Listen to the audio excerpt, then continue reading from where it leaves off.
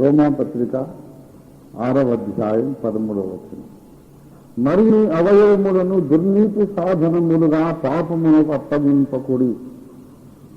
అయితే మృతులలో నుండి సజీవులమనుకొని మిమ్మును మీరే దేవునికి అప్పగించుకొనుడి. మీ అవయవలను నీతి సాధనములుగా దేవునికి అప్పగించుడి. ప్రియులారా, చదవబడినటువంటి లేఖన భాగములో మనం నేర్చుకునవలసిన సంగతులు అనేకం ఉన్నవి. ఈ విషయాన్ని మనము కొంచెంసేపు కొద్ది నిమిషాలు మాత్రమే దృష్టి కేంద్రీకరించి ధ్యానం చేద్దాం. మొట్టమొదటి విషయం, పాపము పరిశుద్ధత అనే ప్రశ్న తలెత్తినప్పుడు అవయవములు చాలా ప్రాముఖ్యమైనవి. ఇది ఒరిజినల్ స్క్రిప్చరల్ క్రిస్టియన్ టీచింగ్, మౌలికమైన వాక్యానుసారమైన క్రైస్తవ ప్రబోధము. దేవుని బిడలారా గమనించండి, పాపము పరిశుద్ధత అనే మాట వచ్చినప్పుడు అవయవములు చాలా ప్రాముఖ్యమైనవి.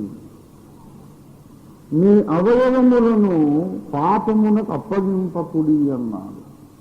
మీ అవయవములను పాపమునకు అప్పగింపకుడి. అవయవములు అనగా అర్థం ఏమిటి? శరీరము అని అర్థం. అవయవాలు అంటే శరీరము అని అర్థం. శరీరానికి అవయవాలు ఉన్నాయి కదా. ఆ నిర్వచనం మీకు ఏమైనా కన్ఫ్యూజన్గా ఉంటే మొదటి కొరింథీ పత్రిక 12వ అధ్యాయం 12వ వచనం చూడండి. ఎలా శరీరము ఏకమై ఉన్నను అనేకమైన అవయవములు కలిగి ఉన్నదో, ఎలాగే శరీరము యొక్క అవయవములన్నీ అనేకములై ఉన్నను ఒక్క శరీరమై ఉన్నవో అలాగే క్రీస్తు ఉన్నాడు. శరీరము ఒక్కటే అవయవముగా లేదు. శరీరము 14వ వచనం చూడండి. శరీరం ఒక్కటే అవయవముగా ఉండక 14వ వచనం చూసారా, అనేకమైన అవయవములుగా ఉన్నది. కనుక అవయవములు అనగా అవయవాలన్నీ కలిసి ఏమవుతాయి చెప్పండి? శరీరం అవుతుంది కదా. కనుక శరీరము అనేది చాలా చాలా చాలా ప్రాముఖ్యం. శరీర పరిశుద్ధత ముఖ్యము అనేది ఒక విషయము. తర్వాత శరీరమును మీరు అప్పగించనంత వరకు పరిశుద్ధులుగానే లెక్క అనేది కూడా ఒక ముఖ్యమైనటువంటి సిద్ధాంతం. ఈ ఒక్క మాట మీదనే ఒక గ్రంథము రాయాల్సినంత విషయం ఉన్నది, అంశం ఉన్నది. శరీరము ముఖ్యము అనేది గ్రహించినప్పుడు 2 రకాల అపాయకరమైన బోధలు పుడుతున్నది. పాపము పరిశుద్ధత అనే ప్రశ్న తలెత్తినప్పుడు శరీరము ముఖ్యమైనది. శరీరము పరిశుద్ధమా, శరీరము అపవిత్రమా అనే ప్రశ్నే ముఖ్యమైనది. ఈ విషయాన్ని గ్రహించనందుచేత 2 రకాల ప్రమాదకరమైన బోధలు పుడుతున్నాయి. మొట్టమొదటిది ఏంటంటే, శరీరము ముఖ్యమాదు అనుకున్నప్పుడు ఒక రకమైన బోధ పుట్టింది. ఏంటంటే, శరీరముతో ఏ కార్యము చేసినా పర్వాలేదు, దేవుడు హృదయమును మాత్రమే లక్ష్య పెడుతున్నాడు. హృదయములో ప్రభువును స్తుతించి ఆరాధించి ఉన్నంతకాలం శరీరంతో ఏం చేసినా పర్వాలేదు. శరీరం ముందు సున్నతి కాదు, అలాగే శరీరం ముందు వ్యభిచారం కూడా వ్యభిచారం కాదు, శరీరంతో ఏం చేసినా పర్వాలేదు అనే ఒక బోధ పుట్టింది. ఇది పబ్లిక్గా ఓపెన్గా చెబుతున్న వాళ్ళు కూడా ఉన్నారు. అయితే నీతిమంతులు జ్ఞాపకం చేసుకుంటే ఆశీర్వాదకరం. ఈ దుర్బోధకుల పేర్లు ఎత్తి చెప్పుకుంటే ఆశీర్వాదం కాదు. అందుచేత నేను వాళ్ళ పేర్లు చెప్పడం లేదు, కానీ ఉన్నారు, చాలా మంది ఉన్నారు. Persons are not important, the issue is important. ఈ బోధ పుట్టడానికి కారణం ఏమిటి? శరీరము ముఖ్యము అనేది అర్థము కానందుకే. పాపము అనేది వచ్చినప్పుడు ఫిజికల్ బాడీ ఈజ్ ఇంపార్టెంట్. పరిశుద్ధత అంటే శరీర పరిశుద్ధతే, దాంట్లో మళ్ళీ ఏమి డౌట్ పడొద్దు. శరీరం పరిశుద్ధంగా ఉండాల్సిందే. మొదటి తెస్సలోనిక పత్రిక. ఏదో మనము డీప్గా వెళ్ళబోయి బోర్గా పడ్డట్టు అయిపోతుంది, మరీ డీప్గా వెళ్ళిపోయి ఆ బేసిక్స్ మర్చిపోయినట్టు అవుతుంది అండి. మొదటి తెస్సలోనిక పత్రిక 4వ అధ్యాయము 3.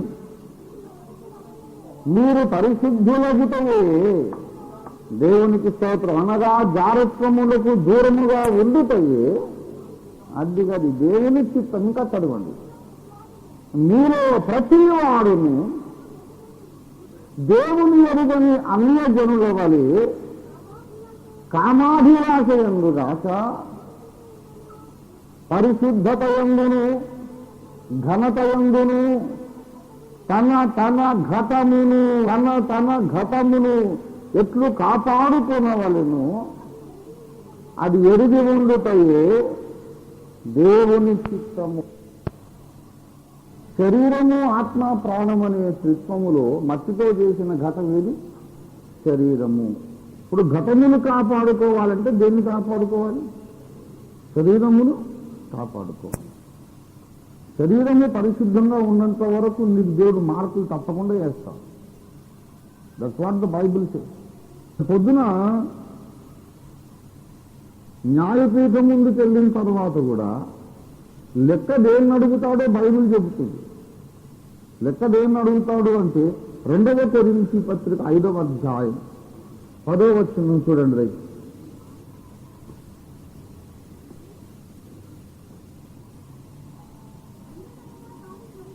ఎందుకనగా తాను జరిగించిన క్రియల చొప్పున అవి మంచివైనను సరే చెడ్డవైనను సరే దేహముతో జరిగించిన వాటి ఫలమును, దేనితో జరిగించిన వాటి ఫలము? దేహముతో జరిగించిన వాటి ఫలం. దేనితో జరిగించిన వాటి ఫలం? దేహముతో జరిగించిన వాటి ఫలమును పొందినట్లు మనలో ప్రతివాడును క్రీస్తు న్యాయపీఠం ఎదుట ప్రత్యక్షం కావాలి. గనక క్రియలు ముఖ్యమా కదా? పరిశుద్ధత అంటే ఏమిటి?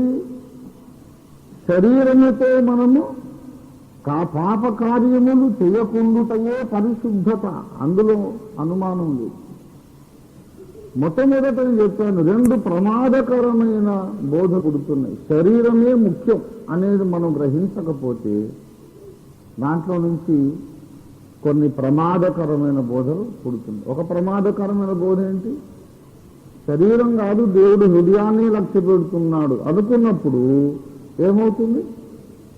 శరీరంతో ఏ పాపం చేసినా పర్వాలేదు అనే బోధ పుడుతుంది. రెండవ ప్రమాదకరమైన బోధ ఏంటంటే, నీవు ఎంత పరిశుద్ధముగా జీవించినా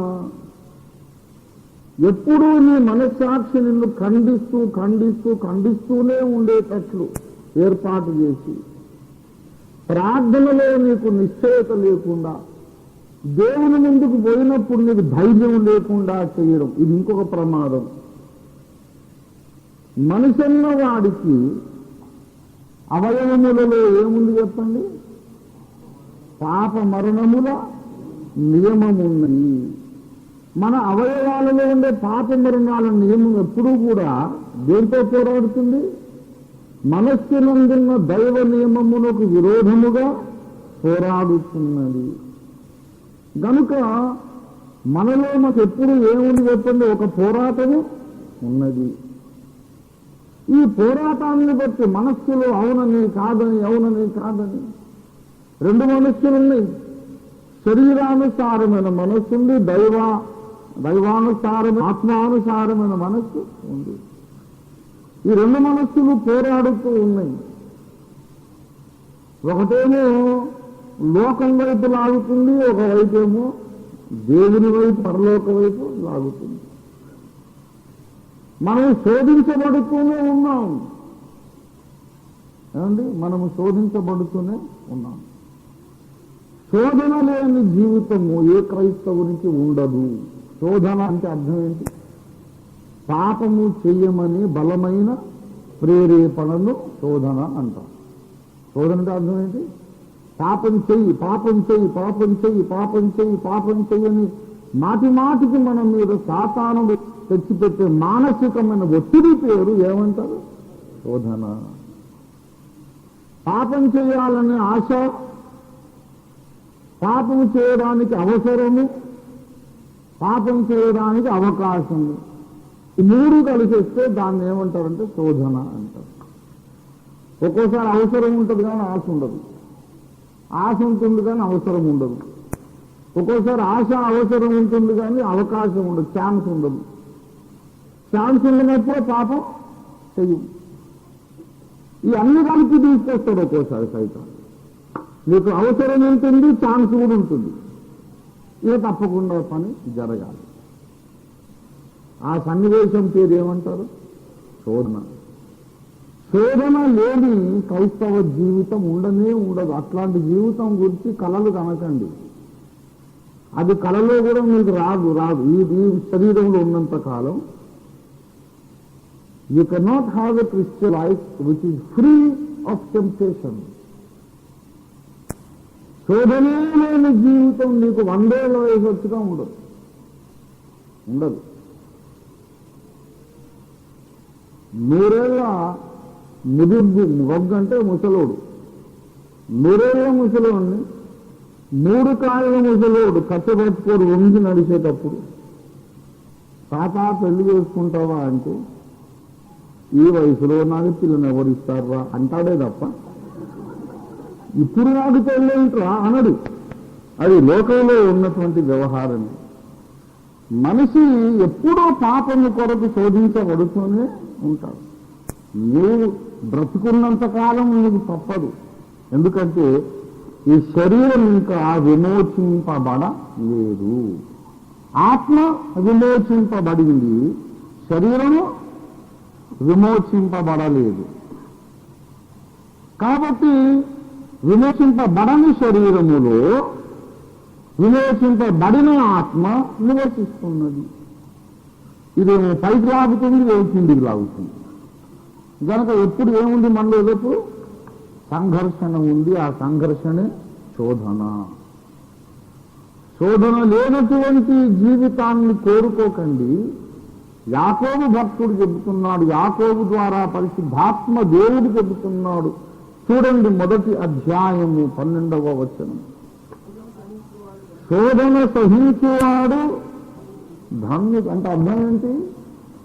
ఏమండి, అతడు శోధనకు నిలిచిన వాడై జీవ కిరీటము పొందుతాడు. శోధనను ఏం చేయాలి? మనం సహించాలి, అంటే ఓర్చుకోవాలి. ఎల్లప్పుడూ శోధింపబడుట ఒక బాధాకరమైన అనుభవం. శోధన ఏం చేయమన్నాడు? సహించుడి. శోధన ఏం చేయాలి? సహించండి. సహించడం అంటే అర్థం ఏంటి? దేన్ని సహిస్తాము? చాలా సుఖంగా ఉన్నదాన్ని సహిస్తామా? సహించు అనే మాట ఎప్పుడు వస్తుందో చెప్పండి.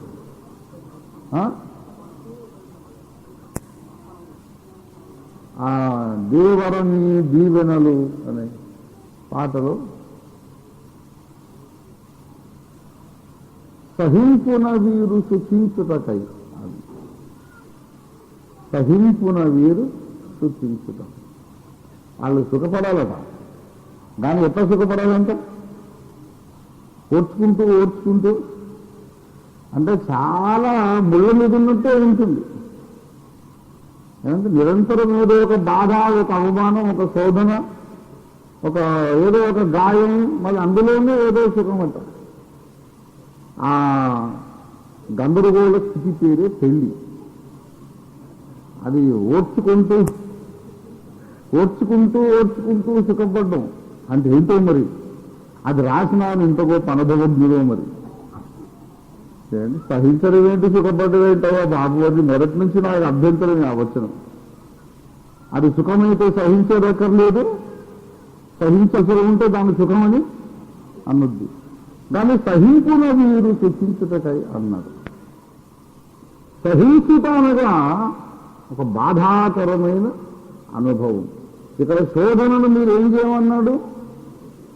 సహించుడి అన్నారు. అంటే అర్థం ఏంటి? ఒక విశ్వాసికి శోధన అనేది ఎలా ఉంటుంది? బాధాకరమైన అనుభవంగా ఉంటుంది. విశ్వాసికి ఉండే ముఖ్యమైన తేడా ఇక్కడే, ముఖ్యమైన వ్యత్యాసం ఇక్కడే. అవిశ్వాసికి శోధన వచ్చిందనుకో, ఆహా మన్మధుడు బాణం వేయించాడు అనుకుంటాడు. దానికి కూడా ఒక దేవుడే. పాపం చేయడానికి బలవంత పెట్టేవాడు కూడా ఒక దేవుడే. బైబిల్ ప్రకారం వాడు దేవుడు కాదు. పాపం చేయమని బలవంత పెట్టేవాడు దయ్యం. పాపం చేయరా ఒక అమ్మాయిని చూడగానే ఆశ కలిగింది అనుకో, అబ్బా మన్మథ బాణములు అంటది. అది కూడా దేవుడేమి. కానీ అపవిత్రమైన కాముకత్వమును మనలో పుట్టించేది దేవుని పని కాదు, అది సైతాను అనే ఒక చీకటి శక్తి యొక్క పని. అన్నిటికీ ఏదైనా శోధన వచ్చిందని, శోధన అంటే ఏం చెప్తాను నిర్వచనం? పాపము చెయ్యాలనే ఆశయు, అవసరము, అవకాశం.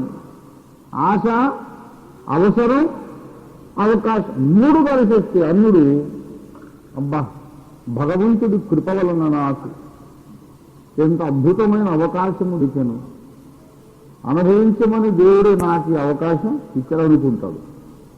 అదే క్రైస్తవుడికి దేవుని ముందు నూతన జీవము పొందిన వాడికి ఇది బాధాకరంగా ఉంటుంది.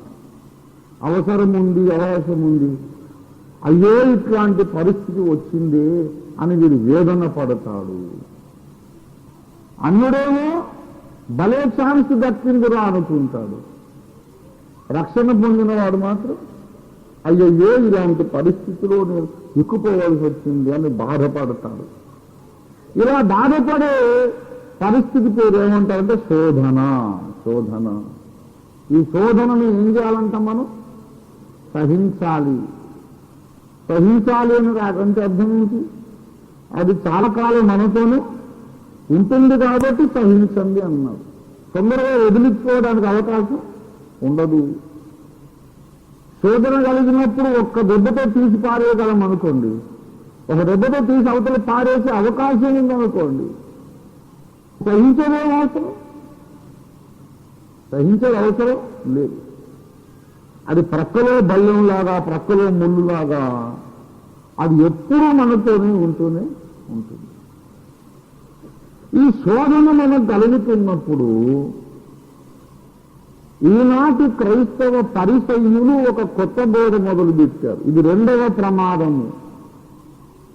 క్రిస్టియన్ పరిసయ్యులు ఉన్నారు, మీకు తెలుసా? క్రైస్తవ ఏతనిసి వారు ఉన్నారు, క్రైస్తవ పరిసయ్యులు ఉన్నారు, క్రైస్తవ వాడి పేరు సద్దూకయులు ఉన్నారు. బైబిల్లో ఉన్న సెక్స్ అన్ని కూడా ఈనాటి సంఘములో ఉన్నాయి. సద్దూకయులు పునరుద్ధానాన్ని ఒప్పుకోరు. యెహోవా సాక్షులు పునరుద్ధానాన్ని ఒప్పుకోరు. యెహోవా సాక్షులు పునరుద్ధానం ఒప్పుకోరు. యేసయ్య లేచారంటే నమ్మరు, మనం లేస్తామంటే కూడా నమ్మరు. అలాగా కనుక సద్దూకయులు ఉన్నారు, క్రైస్తవ పరిసయ్యులు ఉన్నారు. పరిసయ్యులు అంటే అతి నిష్ఠ కలిగిన వారు, బహునిష్ట కలిగిన తెగ. ఈ బహునిష్టాపరులు ఏం చేస్తున్నారంటే ఒక ప్రమాదం కలిగిస్తున్నారు. ఏంటంటే నువ్వు శరీరంతో చేసినా చేయకపోయినా, నువ్వు మనస్సులో శోధింపబడ్డావు కనుక నువ్వు చేసినట్లే లెక్క. ఇది ఇంకొక డేంజరు. మొదటి ప్రమాదం ఏం చెప్తాను? శరీరం ముఖ్యం కాదు కాబట్టి ఏమండి ఏమైనా చేయండి అనేది ఒక ప్రమాదకరమైన బోధ. ఇంకోటి ఏంటి? శరీరంతో నువ్వు చేసినా చేయకపోయినా నువ్వు పాపివి, నువ్వు నరహంతకునివి, నువ్వు వ్యభిచారివి, నువ్వేం చేసినా చేయకపోయినా నువ్వు దేవుని ముందు పాపివి అనే బోధ వలన ప్రార్థనకు మోకరించినప్పుడు దేవుని ముందు మనకు ఏం లేకుండా పోతుందంటే నిశ్చయత, ధైర్యము లేకుండా పోతుంది. కృపాసనం దగ్గరికి మనం వచ్చేటప్పుడు ధైర్యముతో రావాలన్నాడు. దేవునికి స్తోత్రం కలిగిన గాక. ఎలా రావాలండి? ధైర్యముతో. హెబ్రీ పత్రిక 4:16 చదవండి దయచేసి.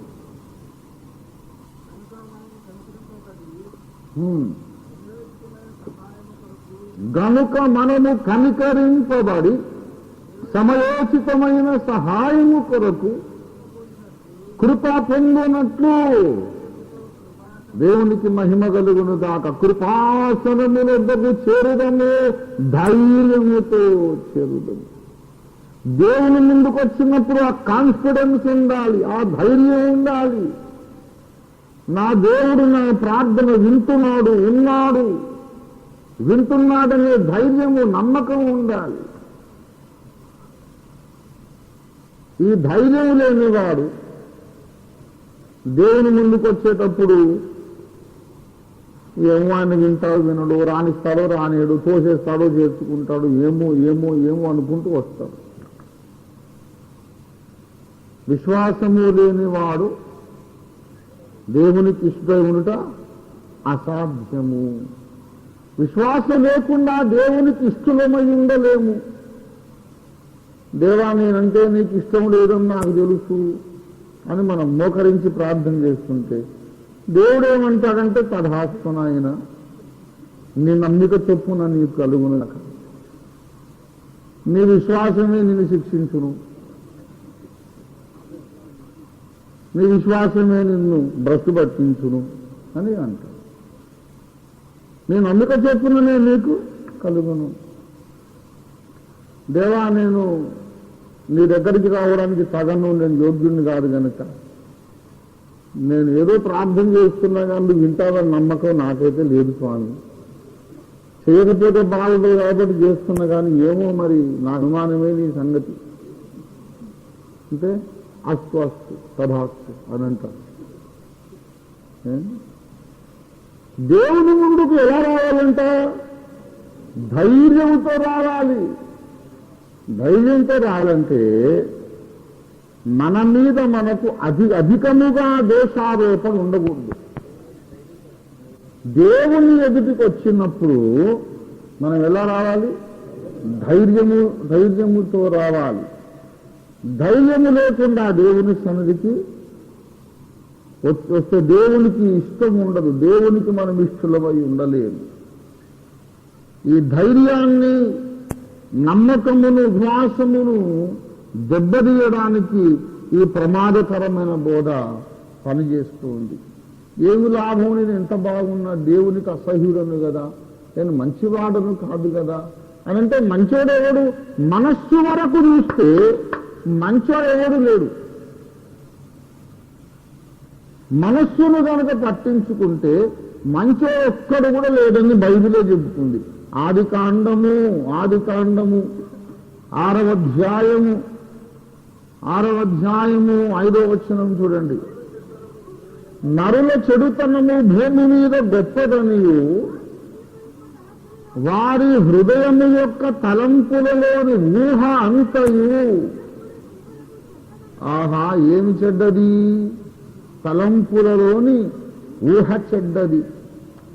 అంతయు చెడ్డదా? కొంత చెడ్డదా? అంతయు చెడ్డది. ఎల్లప్పుడూ చెడ్డదా? అప్పుడప్పుడు చెడ్డదా?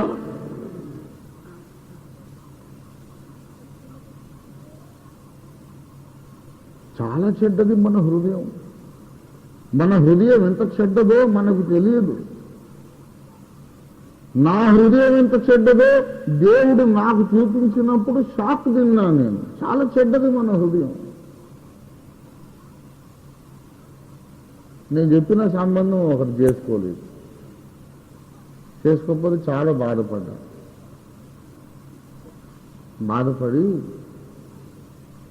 పక్కన వాళ్ళతో మాట్లాడుతాను. నేను చెప్పిన సంబంధం పెళ్లి చేసుకొని ఎవ్వరు ఇంతవరకు చెడిపోలేదయ్యా. అందరూ నేను చెప్పినట్టు చేసుకొని అందరూ సుఖంగా ఉన్నారు. నేను వద్దన్న పెళ్లి చేసుకొని ఎవరు కూడా ఇప్పటిదాకా సుఖంగా లేదు. అయినా అది తెలిసొస్తున్నదే తర్వాత అంటున్న తర్వాత సడన్గా పరిశుద్ధాత్మదేవుడు నాతో మాట్లాడడం మొదలుపెట్టాడు. అదే ఏంట్రా నువ్వు అనుకుంటున్నావు? ఇప్పుడు వీళ్ళు ఇంకేదన్నా సంబంధం చేసుకొని సమస్యల్లో కూరుకుపోతే ఆ రోజు నువ్వు సంతోషిస్తావన్నమాట. నా మాట వినలేదు కనుక ఇలా నీ పెళ్లి ఇలా తగలబడింది, కన్నుకు చేస్తున్నారు, బాగా జరిగిందిలే అంటే ఎంత భయంకరమైనటువంటి మనసు అది. సిగ్గు లేకుండా నా వాక్యం చెబుతావు, అందరి మేలు కోరలేవా? నీ మాట విననోళ్ళు కూడా బాగుంటుంది, నీకు నచ్చుతుందా నచ్చవా? సంతోషంగా ఉంటావా ఉండవా? మనం మంచోళ్ళనటండి, చందాల పోలు చెప్తున్నాను. నేనేం మంచోని కాదు, నేను ఎప్పటితో చెప్తున్నా నేను మంచోని కాదు. మంచోని అయిదామని ట్రై చేస్తున్నాను అంతే. ఏసైని ఎందుకు నమ్మానంటే మంచోని అయిదామని నమ్మాను తప్ప నేను మంచోని కాదు. ఏసై మంచోడని నమ్మా, దేవుని స్తోత్రం కలిగింది కాదు. మనిషిలోని స్వార్థము, మనిషిలోని అహం, మనిషిలోని మాత్సర్యము ఎంత భయంకరమైన చీకటి శక్తులంటే అవి మనమే గుర్తుపట్టలేదు. మనలోని రహస్యమైన చీకటి మనకు కనపడాలంటే దేవుని ముఖకాంతి మన మీద ప్రకాశించాల్సిందే. దేవుని ముఖకాంతి మన మీద పడ్డప్పుడే తప్ప మనం ఎంత చెడ్డోళ్ళమో మనకు అర్థం కాదండి. ఎదుటి వారి మీద ఎప్పుడు నిందలు మోపుతూ రాళ్ళేస్తూ బురద తల్లుతుండే వాడిని చూసి ఒకటే సంగతి తెలుసుకోండి, ఎప్పుడైనా వాడు ఇంకా దేవుని ముఖకాంతిలోనికి ఒక్కసారి కూడా రాలేదంటే దేవుని ముఖకాంతి వాని మీద పడగానే వాడి రహస్యమైన చెడుతనం వాడికే కనబడుతుంది. వాడి రహస్యమైన చెడుతనం వాడికి కనపడ్డప్పుడు ఇంకొకరిని అంత తొందరగా విమర్శించలేడు. దేవుని బిడ్డలారా, ప్రతి మనిషిలోనూ ఆలోచన సంబంధమైన అపవిత్రత ఉన్నది. ఆలోచనలే పట్టించుకుంటే దేవుడు అంటున్నాడు, నరుల చెడుతనము భూమి మీద గొప్పదనియు వారి హృదయములలోని తలంపులలోని ఊహ అంతయు ఎల్లప్పుడూ కేవలము చెడ్డది. Nothing but evil. తలంపులను బట్టి క్రీస్తు న్యాయపీఠము ముందు మనము తీర్పును ఎదుర్కోవలసి వస్తే ఒక్కడు కూడా పరలోకానికి యోగ్యుడు కాదు. అందుకే ఈ రహస్యమరిగిన ప్రేమ కలిగిన మన తండ్రి తేటగా రాయించాడు, మనము దేహముతో జరిగించిన వాటి ఫలమును పొందునట్లు. లోగా కూడా చెప్పాను, క్రైస్తవ జయ జీవితం అనగా అర్థం ఏంటి అంటే ఏంటి? మనస్సులో ఒకవేళ పాప వాంఛ జనించినా పుట్టినా అది శరీరపు కార్యములుగా మార్పు చెందకుండా, శరీర కార్యాలుగా వ్యక్తపరచబడకుండా, శరీరము ద్వారా బహిర్గతం కాకుండా అడ్డుకోగలగడమే జయ జీవితం. లేకుంటే విజయం ఏంటి? ఇంకా అదే జయం. ఓడిపోయిన వాడే ఎవడంటే మనస్సులో ఉన్న చెడును శరీరంలోకి రాణిస్తే మనం ఓడిపోయినట్టు, రాకుండా నిరోధించగలిగితే మనం గెలిచినట్లు. అలా నిరోధించడానికే మనకు పరిశుద్ధాత్మ శక్తి కావాలి. దేవుని స్తోత్రం కలుగునగాక. That is Christian holiness. లోగర్ కూడా చెప్పారు, క్రిస్టియన్ హోలీనెస్ వేరు, అబ్సల్యూట్ హోలీనెస్ వేరు. ఆయన యందు అనగా దేవుని యందు ఏ చంచలత్వమైనను గమనముల వలన కలుగు ఏ ఛాయ వలనను లేదు. ఆయన యందు ఏ చంచలత్వము లేదంటే అర్థం ఏంటి? మనసులోనైతే ఉన్నది, దేవదూతలలో కూడా ఉన్నది, దేవునిలో ఏ చంచలత్వమును లేదు. దాన్ని ఏమంటారంటే అబ్సల్యూట్ హోలీనెస్.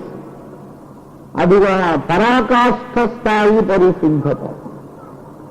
రక్షణ పొందిన మనము దేవుని బిడలారా, రక్షణ పొందిన మనము ఆ పరాకాష్ఠ పరిశుద్ధతలోనికి ఈ శరీరములో ఉండగా మనం చేరలేము.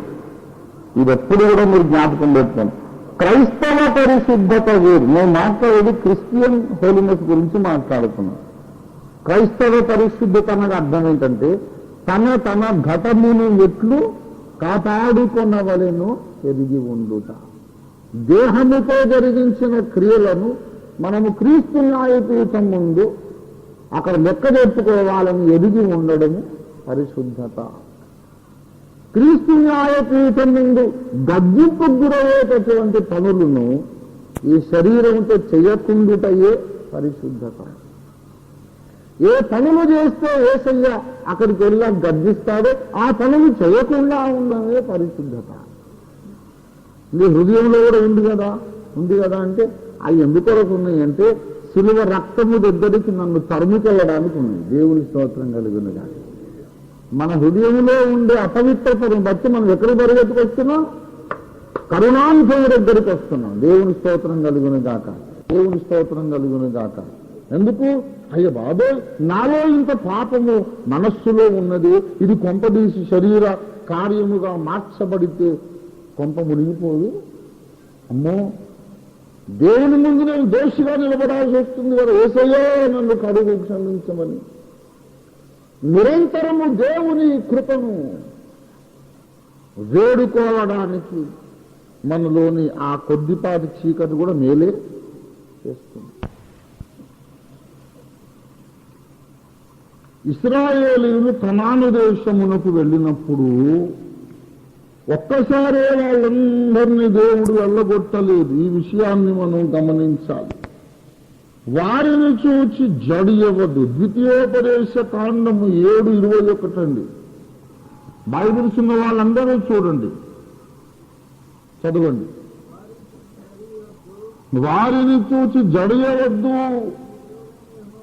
నీ దేవుడైన యెహోవా నీ మధ్య ఉన్నాడు, ఆయన భయంకరుడైన మహాదేవుడు. నీ దేవుడైన యెహోవా నీ ఎదుట నుండి క్రమక్రమముగా ఈ జనములను తొలగించును. అడవి మృగములు విస్తరించి నీకు బాధాకరములుగా ఉండవచ్చును గనుక వారిని ఒక్కమారే నీవు నాశనము చెయ్య తగదు, అది నీకు క్షేమకరము కాదు. ఈ మాటలు గమనించాలి. బైబిల్లో ఉన్నటువంటి ఏ మాటయు నిరర్ధకము కానేరదు కదా. బాగా వింటున్నారా? ఇశ్రాయేలీయులు కనాను దేశమును ఆక్రమించుకునేటప్పుడు దేవుడు అంటున్నాడు, అక్కడ ఎత్తైనటువంటి జనమున్నారు, కనానీయులు ఉన్నారు, అమోరీయులు ఉన్నారు. వాళ్ళని నేను తలుచుకుంటే ఒక్కరోజే నాశనం చేయగలను, కానీ వాళ్ళను ఒక్కరోజే నాశనం చేయను, క్రమక్రమముగా వారిని నశింపజేసేదను.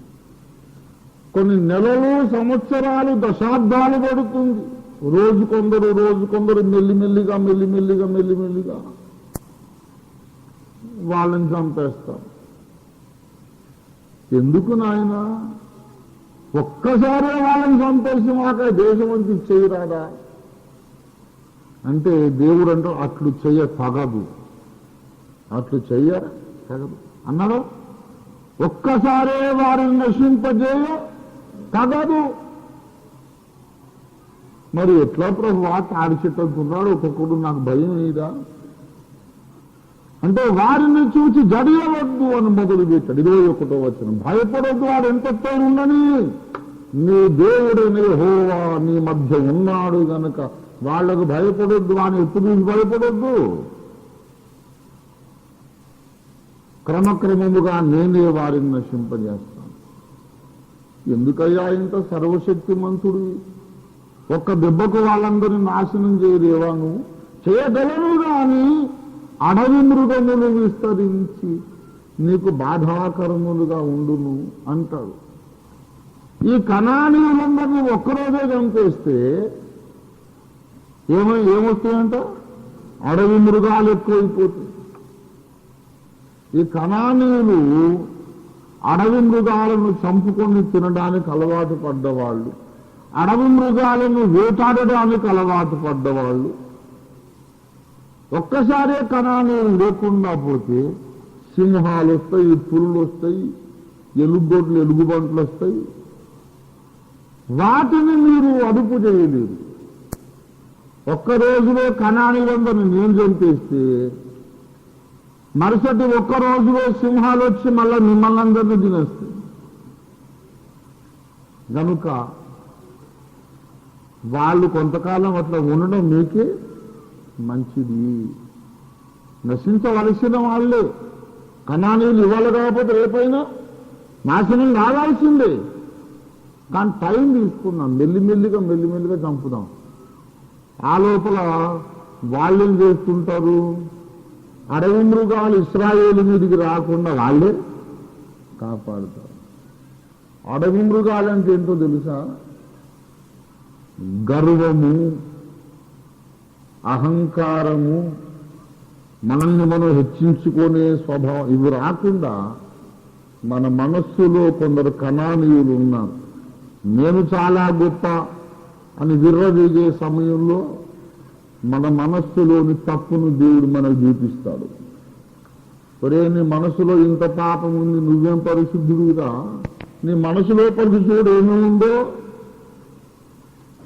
మనలో ఉండేటటువంటి మానసిక బలహీనతలు మనము గర్వించకుండా మనల్ని ఎప్పుడు తగ్గిస్తూ ఉంటాయన్నమాట. ఈ కణాణువులు ఉండబట్టి అడవి మృగాలు రావు. మానసికమైనటువంటి బలహీనతలు ఉండబట్టి ఏం రాదు, గర్వము రాదు. తరచు మనము కరుణాపీఠం దగ్గరికి పరిగెత్తుకుపోవడానికి ఇవి పనికొస్తాయి. కనుక దానికి మీరేం పరేషాన్ కావద్దు. నాలో అట్లా ఉందే ఇట్లా ఉంది అంటే అట్లా లేనివాడు ఎవడు లేడు, అలాగెవడు ఉన్నాడని ఎవడైనా అంతే కనుక వాడికి అంతర్జాతీయ ఉత్తమ అబద్ధికుడుగా అవార్డు ఇవ్వచ్చు.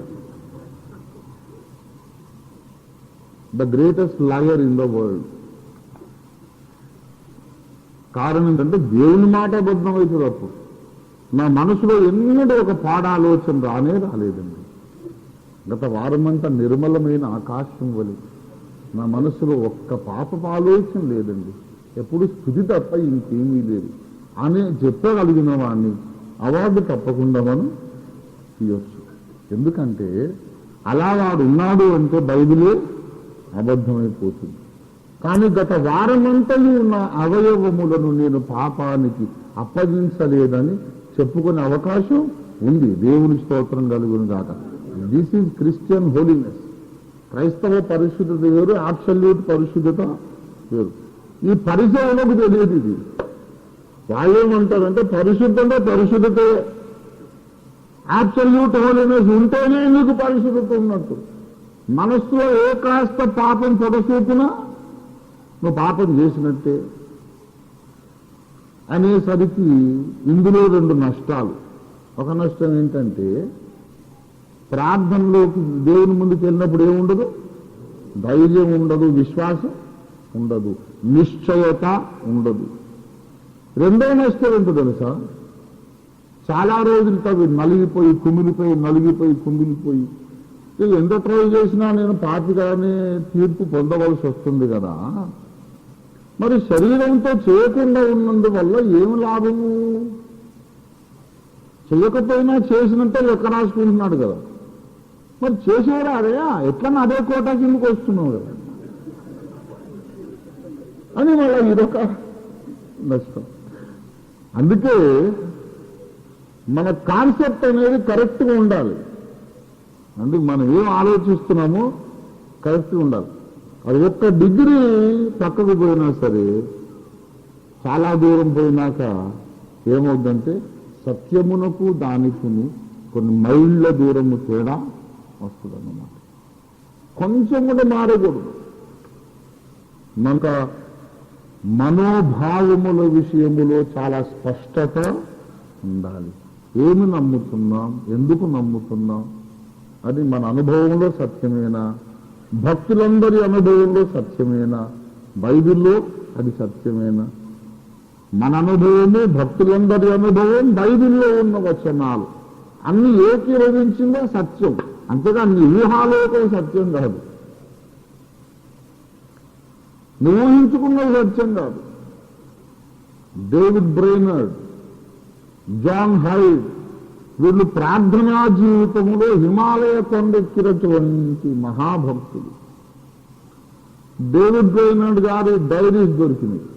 డైరీ రోజు రాత్రి కూర్చొని డైరీ రాసుకొని అప్పుడు వండుకునేవాడు 2 గంటలు. ప్రార్థనాపరుడు, మోకరించి చేతులు ఎత్తితే 8 గంటలు అసలు లేవడు, నిద్రపోడు, నిటారుగా మోకాళ్ళ మీద. అలాంటి ప్రార్థనాపరుడు డేవిడ్ బ్రెయినర్డ్ అంటే 30 ఏళ్ళు కూడా బతకలేదు, 29 ఏళ్ళుగా చచ్చిపోయాడు. అయినా ఆయన యొక్క జీవిత సాక్ష్యం ఒక అగ్నిలాగా లక్షలాది మందిని మండించిందన్నమాట. ఆయన గారి డైరీలు దొరికింది. చచ్చిపోయే రోజు దగ్గరకు వచ్చే కొద్దీ పాపాల ఒప్పుకోడు ఎక్కువైంది. అయ్యో నేను ఇంత దౌర్భాగ్యుడనే కేక ఇంకా ఎక్కువైంది. మరి 24 గంటలు ప్రార్థనలో ఉంటాడు, అయ్యో నేను దౌర్భాగ్యుని అంటాడు. ఏంటండి విడ్డూరం కదా. ఏ మహాభక్తుని అనుభవమైనా ఇదే.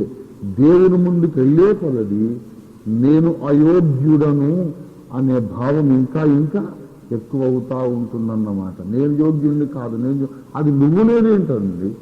నీ సంగతి నా సంగతి చెప్పుకోవడం గొప్ప సంగతి కాదు. పరలోకమున్న 29 పెద్దలకు కూడా ఇదనొచ్చు.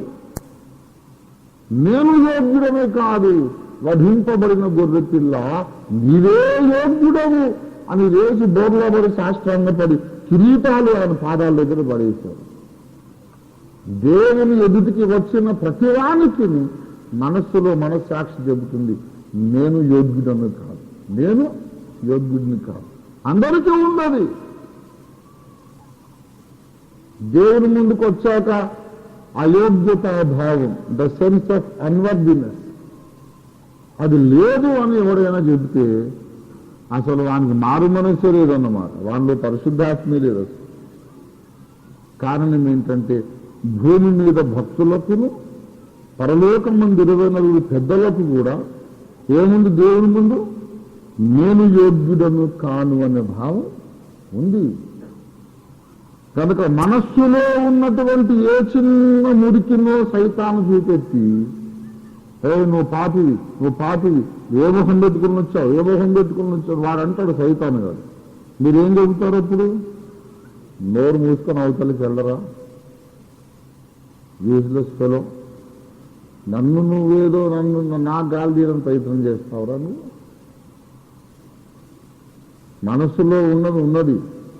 అయితే బైబిల్లో తేటగా రాయబడింది ఏంటంటే అది శరీరములోనికి రాకుండా చూసుకోవడమే జయ జీవితం.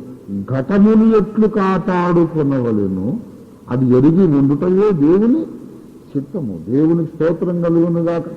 పోయిన వారమంతా ఘటమును కాపాడుకున్నాడు. ఎవరో దేవుడు నాకు 100 మార్కులు వేశాడు, నువ్వు నీ సోదింటి మధ్యలో వెళ్ళవతలికి అని వాడిని గర్జించాలి. సైతానుని ఏమాత్రం గౌరవించదు. వాడు చెప్పని విననే ఉద్దేశాలు న్యాయముగా మాట్లాడినట్టే మాట్లాడతాడు, వాక్యం ఆధారము చేసుకొని మాట్లాడినట్టే మాట్లాడతాడు. ఆఖరికి నిన్ను దేవుని కృపకు దూరేస్తాడు. సైతాన్ ఎప్పుడు కూడా నీతో వాక్యము లేకుండా మాట్లాడడు. వాక్యమును ప్రేమించే దైవజనమా, సైతాన్ నీతో ఎప్పుడూ వాక్యం లేకుండా మాట్లాడడు. నువ్వు వాక్యాన్ని ప్రేమిస్తున్నావు కాబట్టి వాక్యం ద్వారానే వాడు మాట్లాడతాడు. ఎందుకంటే వాక్యము లేకుండా చెప్పే మాట నువ్వు వినవు. ఫలానా బైబిల్లోని ఫలానా వచనం ఇలాగు అంటే నువ్వు చెవులు రిక్కించి వింటావు. కాబట్టి వాడు అది ఆధారం చేసుకొని మెల్లగా పడగొట్టేస్తాం.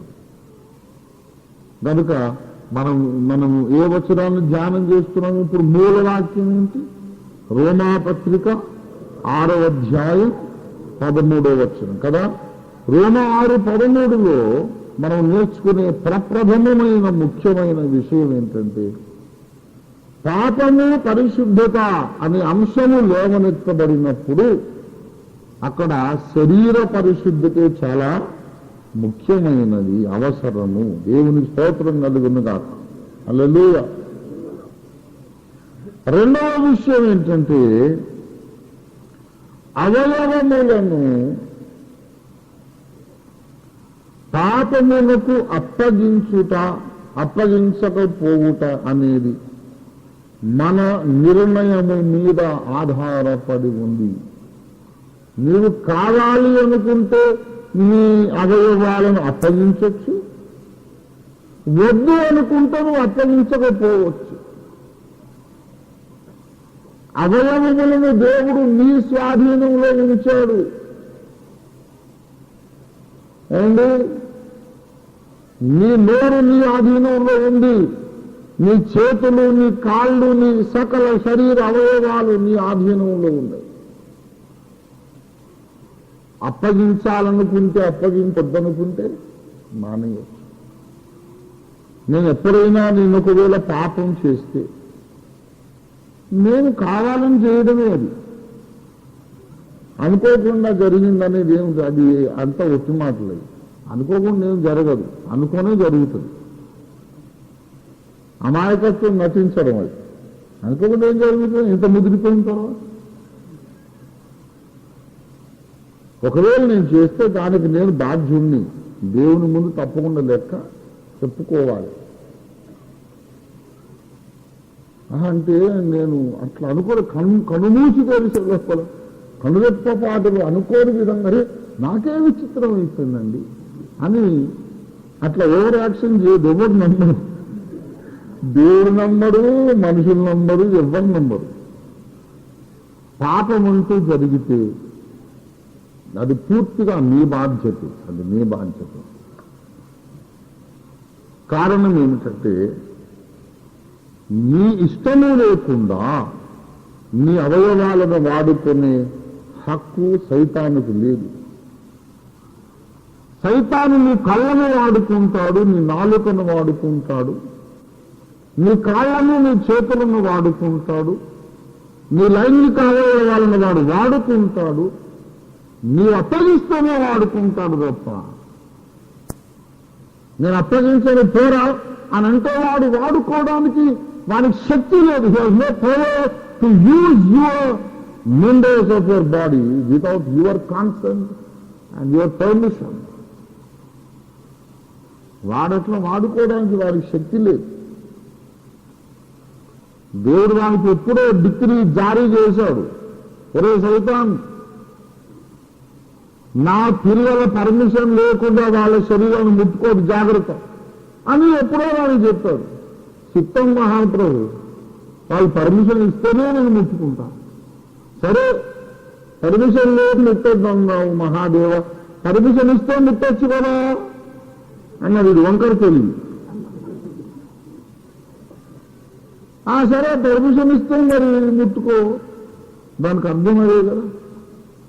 ఇక వాడు మన చుట్టూ చేరి ప్లీజ్ కొద్దిగా పర్మిషన్ అని వాడు గోజాడి బతిములాడి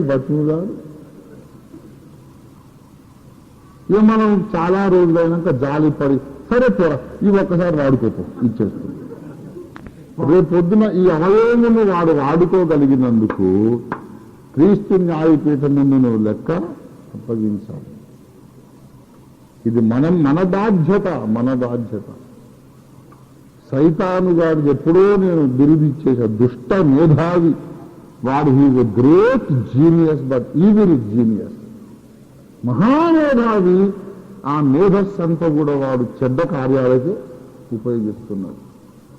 చెడు ఎట్లా చేయాలి, ఏ విధంగా చేయించాలి అనే దాని మీద వాడు సానబట్టి తన తెలివినంత పదును పెట్టి ఉపయోగిస్తూ ఉన్నాడు.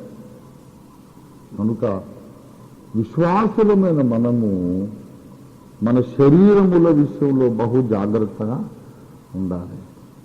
మొట్టమొదట ఆదరణ పొందండి. శరీరమును మీరు పరిశుద్ధత యందు ఘనత యందు కాపాడుకున్నంత కాలం మీలో ఉన్న పరిశుద్ధాత్మ దేవుడు సంతోషిస్తున్నాడు, ఉల్లసిస్తున్నాడు, మిమ్మల్ని చేతులెత్తి ఆశీర్వదిస్తున్నాడు. నా బిడ్డ, ఘటమును నీవు కాపాడుకున్నావు, నువ్వు ధన్యుడివని దేవుడు ఆశీర్వదిస్తూ ఉన్నాడు. ఈ సంగతి తెలుసుకొని ధైర్యం తెచ్చుకోవాలి. మొట్టమొదటి విషయం. రెండవ విషయం ఏంటంటే, నీ ఘటమును నీవు ఒకవేళ మునుముందు సాతానుకు అప్పగించే అవకాశం ఉంది. మీ అవయవములను మీరు దేనికి అప్పగిస్తారో దానికే మీరు దాసులవుతారు. రోమాపత్రిక 6వ అధ్యాయం చూడండి దయచేసి.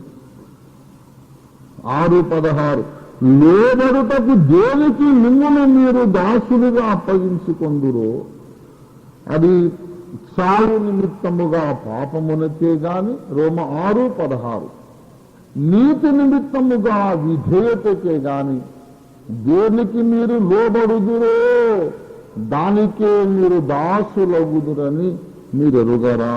You decide your master. నీ యజమాని ఎవరో నీవే డిసైడ్ చేసుకోవాలి. పాపము అనే దాని ప్రభుత్వం కింద నీవు ఉంటావా? నీతి అనే దాని ప్రభుత్వం కింద నీవు ఉంటావా? నీవే నిర్ణయించుకోవాలి. ఇంకొక మూడవ ముఖ్యమైన విషయం మీకు చెప్పి ముగిస్తాను. నీ అవయవమును దేనికి అప్పగించకుండా న్యూట్రల్గా ఉండడానికి వీలు లేదు. అది పాపానికైనా అప్పగించుకోవాలి, లేక నీతికైనా అప్పగించుకోవాలి, సాతానికైనా అప్పగించుకోవాలి, లేకపోతే దేవునికైనా నీవు అప్పగించుకోవాలి. ఎటు అప్పగించుకోకుండా ఉండే శక్తి నీకే లేదు, నీకు లేదు. సాతానికి అప్పగించుకున్నావంటే నీ గతి సర్వనాశనం, నిత్యనాశనం. సాతానుకు అప్పగించుకోకుండా ఉండాలంటే ఒకటే మార్గం ఉంది, దేవునికి అప్పగించేసేయాలి. నా కన్నులు దేవునివి, నా నాలుక దేవునిది, నా పెదవులు దేవునివి, నా చెవులు, నా మనస్సు, నా తల మొదలు అధికారుల వరకు దేవుని అని అప్పగించుకుంటే సౌరన్ గారు వాటిని దొంగిలించే అవకాశం ఉండదు. నేను ఎవ్వరికి అప్పగించాను, నేను నాకే ఉంచుకుంటా అని నువ్వు అనుకోవడానికి వీలు లేదు. దేనికి అప్పగించకుండా ఉండే శక్తి నీకు లేదు. తప్పకుండా దేవునికి అప్పగించుకోవడమే మనకు క్షేమకరం. నీ అవయవముల్లో దేనినైనా నువ్వు దేవునికి అప్పగించకపోతే ఆ అవయవాన్ని ఎప్పటికైనా సైతాన్ని వాడుకునే అవకాశం ఉంది. కనుక పరిశుద్ధతలో మనము సాధన చెయ్యాలి, పవిత్ర జీవితాన్ని మనము సాధన చెయ్యాలి.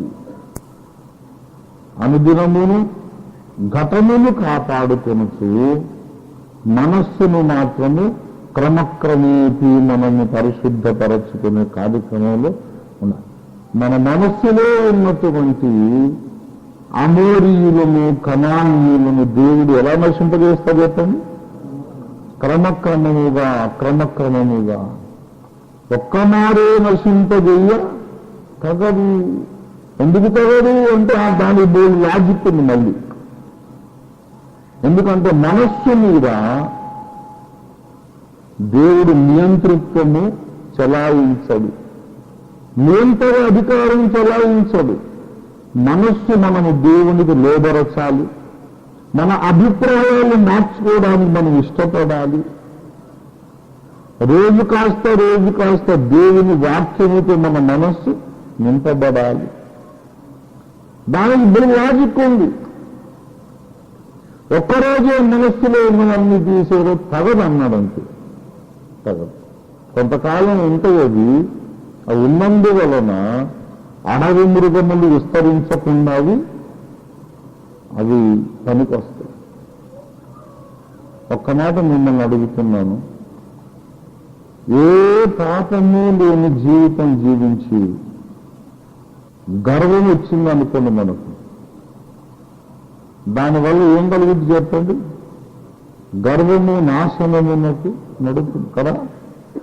గర్వం దేని నడుపుతుంది? ఘనతకు ముందు వినయం ఉండును, నాశనములకు ముందు గర్వము నడచును. కనుక సాతాను పడిపోయింది దేని కొరకండి? గర్వించి గర్వించి. కనుక నీవు ఏ తప్పు చేయనక్కర్లేదు, నా అంతటి వాడు అని విర్రవీగే మనసు వచ్చిందంటే సైతాను ప్రక్క సీటు మీదే పాతాళం, అలాట్మెంట్ అయిపోయినట్టే. గర్వాంధుడై ఏమండి ఎవరుడు చూపించ మొదటి తిరిగి పత్రిక 3వ అధ్యాయములు, గర్వాంధుడైన వాడు అపవాది యొక్క శిక్షావిధిలో పాలువాడవుతాడు. 3 మొదటి తిమోతి 3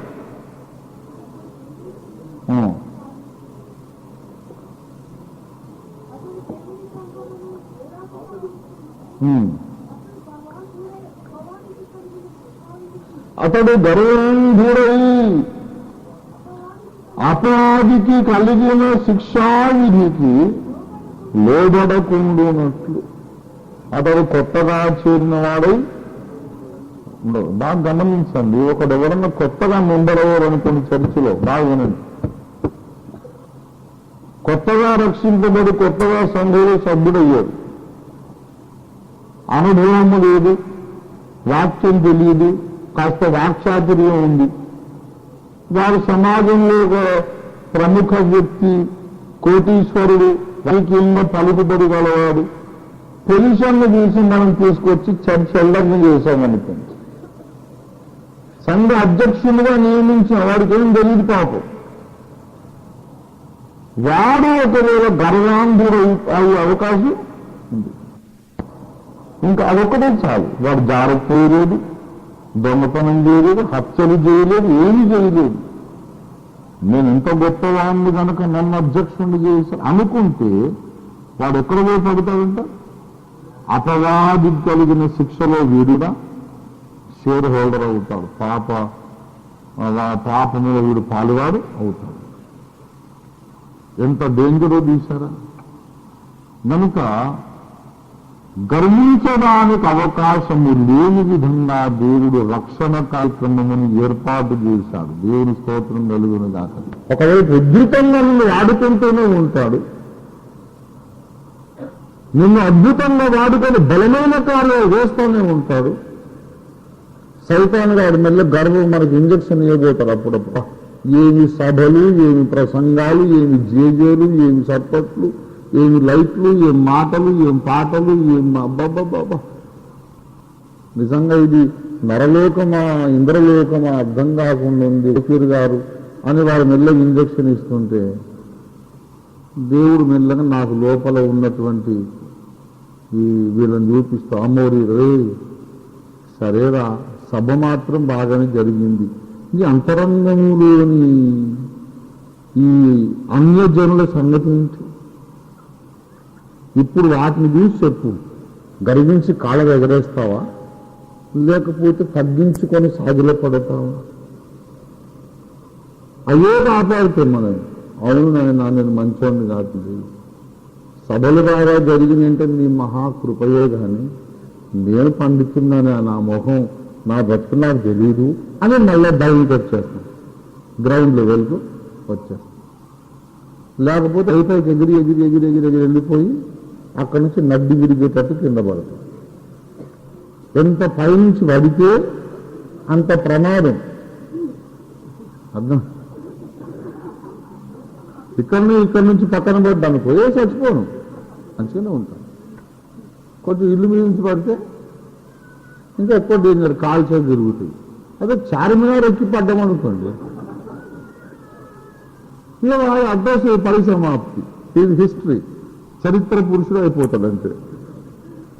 కనుక పడవేసుకుంటే కింద నుంచి పడేయడం మంచిది, చాలా పైకెక్కి పడుద్ది ఎప్పుడైనా. సైతాను ఎప్పుడైనా నిన్ను ప్రమాదకరంగా పడేయడానికి నేను ఆకాశం అని చెప్పి ఎక్కించేస్తాను.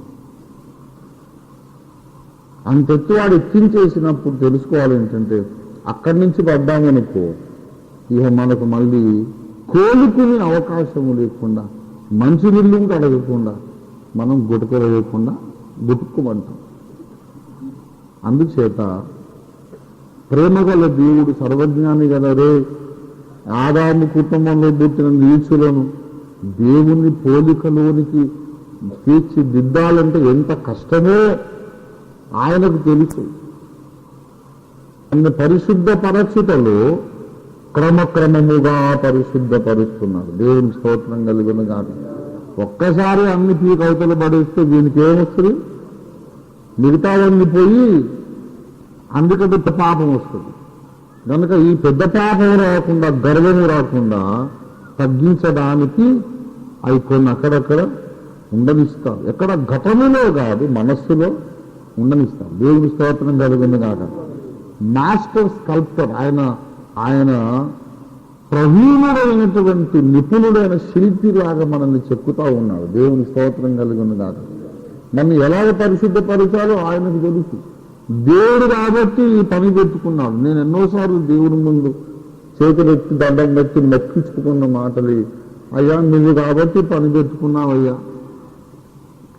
లేకపోతే నా బోటి వాడిని పరిశుద్ధపరచడం ఎవరికి చేతనో ఉంది. ఆయన నన్ను పరిశుద్ధపరిచేది ఎంత హోప్లెస్ వెంచర్ అంటే ఎవరు దీన్ని చేయలేరు. అంటే నువ్వు కాబట్టి ఇది సాధ్యం అనుకో, ఇంకెవరికి ఇది సాధ్యం కాదు. నన్ను పరిశుద్ధపరచుట చాలా కష్టమే, అవునా యేసయ్యకు సాధ్యమే. దేవుని స్తోత్రం కలుగును గాక. హల్లెలూయా, హల్లెలూయా. యేసయ్యకు సాధ్యమే. కనుక మనల్ని పరిశుద్ధపరిచేవాడు యేసయ్య మన మధ్యలో సంచరిస్తున్నాడు. ఒకటే ఆయన కోరుతున్నా, నా పిల్లలారా నేను మిమ్మల్ని పరిశుద్ధపరుస్తాను, క్రమక్రమంగా పరిశుద్ధపరుస్తా. ఈ లోపల ఒక్కసారి ఉండయ్యా, నాకు మీ అవయవాలను మాత్రము అప్పగించకుండా ఉండండి. దేవుని స్తోత్రం కలుగును గాక. మీ అవయవాలు మీరు అప్పగించకుండా ఉంటే ఈ లోపల శుద్ధీకరణ నేను చూసుకుంటానంటున్నాడు. దీనితో కలిసి పనిచేసి మనము సంపూర్ణ పరిశుద్ధిలోనికి ఎదుగుదాం. దేవుడు మనకు సహాయం చేయనుగా. ప్రార్థన చేసుకుందాం. ప్రభునందు ప్రియులారా,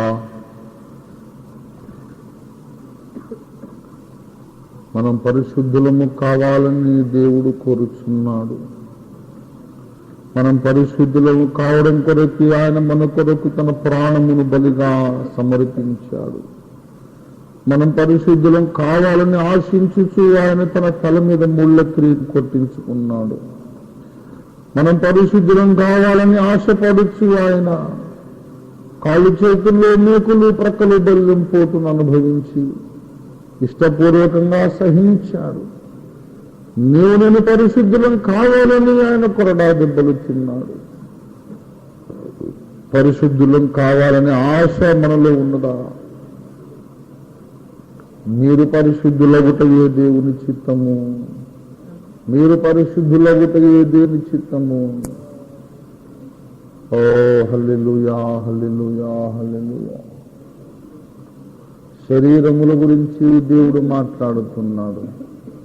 మీ దేహము దేవుని ఆలయము, మీ దేహము మీలో నివసించిన శుద్ధాత్మక ఆలయము. ఓ పరిశుద్ధాత్మ దేవుని మందిరము మీ దేహము, మీ శరీరము. దానిని జాగ్రత్తగా కాపాడుకునండి.